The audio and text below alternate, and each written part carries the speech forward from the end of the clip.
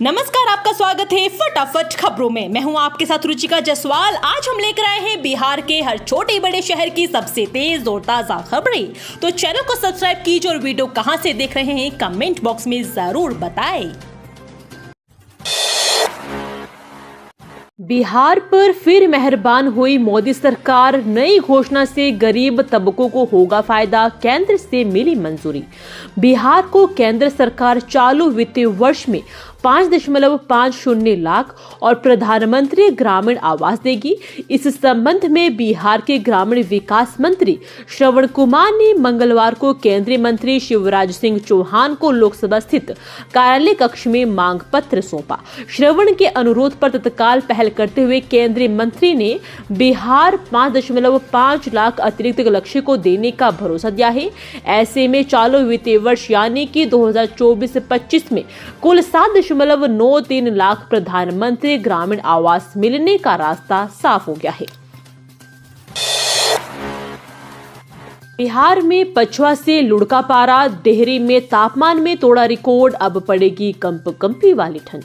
बिहार में पछुआ का प्रवाह होने से ठंड बढ़ गई है।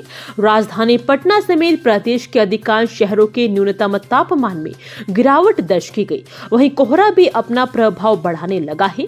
राज्य के तराई वाले इलाके में मंगलवार को घना कोहरा छाया रहा। प्रदेश के मैदानी भाग में मध्यम स्तर पर कोहरा रहा। पश्चिमी ने नमी युक्त हवा आने के कारण प्रदेश के वातावरण में सुबह शाम काफी ठंड महसूस हो रही है। निजी नलकूप योजना के लिए रिजेक्ट हुए फॉर्म पर इस तारीख तक दर्ज कराए आपत्ति, नीतीश सरकार ने दिया मौका। मुख्यमंत्री निजी नलकूप योजना के लिए आवेदन देने वाले किसानों के लिए काम की खबर है। बिहार सरकार ने उन्हें रद्द हुए आवेदन पर लिखित आपत्ति दर्ज कराने का मौका दिया है। लघु जल संसाधन विभाग की ओर से बुधवार को जारी चिट्ठी में कहा गया है कि मुख्यमंत्री निजी नलकूप योजना अंतर्गत जिन किसानों के आवेदनों को निरस्त किया गया है, यदि वे निर्णय से असंतुष्ट है तो अपनी लिखित आपत्ति 31 दिसंबर तक संबंधित प्रमंडल के कार्यपालक अभियंता के पास दर्ज करा सकते हैं। निर्धारित समय सीमा के पश्चात किसी भी अनुरोध पर विचार नहीं किया जाएगा। ई चालान काटने से बिहार का देश में चौथा स्थान, पहले नंबर पर उत्तर प्रदेश। यहां देखें लिस्ट। बिहार ने इस साल ई चालान में अब तक 230 करोड़ की राशि वसूली है, जिसके दिसंबर अंत तक 250 करोड़ होने की संभावना है। परिवहन जुर्माने के मामले में बिहार देश में चौथे स्थान पर है। केंद्र सरकार की रिपोर्ट के मुताबिक परिवहन जुर्माना वसूलने में उत्तर प्रदेश पहले, महाराष्ट्र दूसरे और राजस्थान तीसरे स्थान पर है। फूलगोभी की खेती ने बदल दी दर्जन भर गांवों की तस्वीर। लाखों में हो रही किसानों की आमदनी। कभी आर्थिक तंगी से जूझ रहे किसान अब मौसमी सब्जियों से प्राप्त आमदनी के सहारे उन्नत एवं खुशहाल जीवन गुजार रहे हैं। सुबह से शाम तक खेत में पसीना बहाकर किसान अब आसपास के गांव के किसानों के लिए नजीर बन गए हैं। अनुमंडल के किसानों ने धान की पारंपरिक खेती से अलग फूलगोभी की खेती कर कमाई का बेहतर जरिया ढूंढ निकाला है। पटना बक्सर राष्ट्रीय राजमार्ग 922 पर पुराना भोजपुर से लेकर दहरा बाजार तक सड़क के दोनों किनारे जहां तक नजर जा रही है, सैकड़ों एकड़ खेतों में गोभी की फसल ही दिख रही है। के पाठक की राह पर चलेंगे एस सिद्धार्थ। गुप्त रिपोर्ट से हिल गया है बिहार शिक्षा विभाग। जाने बिहार के सरकारी स्कूलों की हालत सुधारने के लिए शिक्षा विभाग के अपर मुख्य सचिव एस सिद्धार्थ लगातार कोशिश कर रहे हैं। इसी सिलसिले में उन्होंने स्कूल का निरीक्षण करवाने का आदेश दिया था। कुछ लोगों को गुप्तचर बनाकर गांव के स्कूलों में भेजा गया। ये लोग 1 महीने तक स्कूल में रहे और वहां की असलियत देखी। उन्होंने जो रिपोर्ट दी उससे एस सिद्धार्थ भी हैरान रह गए। कुछ अच्छे अध्यापक भी मिले, लेकिन अधिकतर अध्यापकों की लापरवाही देखकर चिंता भी बढ़ गई।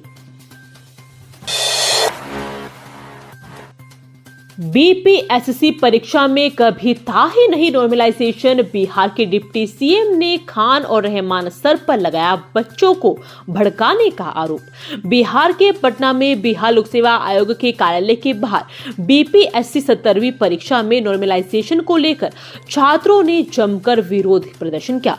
इस विरोध में उनके साथ कई अध्यापक खड़े हुए, जिनमें सेलिब्रिटी शिक्षक खान सर और रहमान सर भी शामिल थे। दोनों ही अध्यापक परीक्षा में नॉर्मलाइजेशन प्रक्रिया को हटाने की मांग को लेकर इस विरोध में शामिल हुए, लेकिन तबियत खराब होने के चलते खान सर को यह प्रोटेस्ट छोड़ना पड़ा। इसी बीच बिहार के डिप्टी सीएम विजय कुमार सिन्हा ने यह साफ किया कि परीक्षा में नॉर्मलाइजेशन नहीं है और खान और रहमान सर ने बच्चों को भड़काने का काम किया है। कोहरे के कारण कई फ्लाइट बंद, पटना दिल्ली समेत इन विमान सेवा पर असर, देखिए विंटर स्केड्यूल। कोहरे का असर अब विमान सेवा पर भी हुआ है। पटना एयरपोर्ट प्रशासन की ओर से विंटर स्केड्यूल जारी किया गया है। इसमें 16 दिसंबर से 31 दिसंबर तक 31 जोड़ी विमानें चलेगी। इंडिगो और स्पाइस जेट की 10 जोड़ी फ्लाइट 31 दिसंबर तक नहीं चलाई जाएगी। 15 दिसंबर से पटना से गुवाहाटी और भुवनेश्वर के लिए सीधी फ्लाइट नहीं चलेगी। 16 दिसंबर से इंडिगो की कोलकाता की सुबह की विमान सेवा भी कैंसिल कर दी गई है। इतना ही नहीं, स्पाइस जेट की दिल्ली की दोपहर की विमान सेवा 15 दिसंबर से ऑपरेट नहीं करेगी। इस तरह कुल 4 जोड़ी फ्लाइट 15 और 16 दिसंबर से बंद हो जाएगी। नए साल में 15 अगस्त से पहले मिलेगी मेट्रो की सौगात, पटना बनेगा मेट्रो का हट। बिहार सरकार के नगर विकास एवं आवास मंत्री नितिन नवीन ने पटना मेट्रो के प्रायोरिटी कॉरिडोर का निरीक्षण किया। वहां उन्होंने दिल्ली मेट्रो रेल कॉरपोरेशन के अधिकारियों से बात की और उनको कई अहम दिशा निर्देश भी दिए। इस दौरान उनके साथ विभाग के संयुक्त सचिव वर्षा सिंह भी मौजूद रही।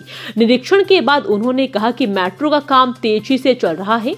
मलाही पकड़ी से लेकर न्यू ISBT तक बने प्रायोरिटी कॉरिडोर पर सिविल वर्क लगभग पूरा हो गया है। घूस लेते रंगे हाथ बीडीओ गिरफ्तार, उप प्रमुख से रिश्वत मांग रहे थे, विजिलेंस ने इतना कैश लेते पकड़ा। बिहार के गया जिले में विजिलेंस की टीम ने गया में बड़ी कार्रवाई की है। फतेहपुर के प्रखंड विकास पदाधिकारी राहुल रंजन को 70,000 घूस लेते हुए रंगे हाथ गिरफ्तार किया है।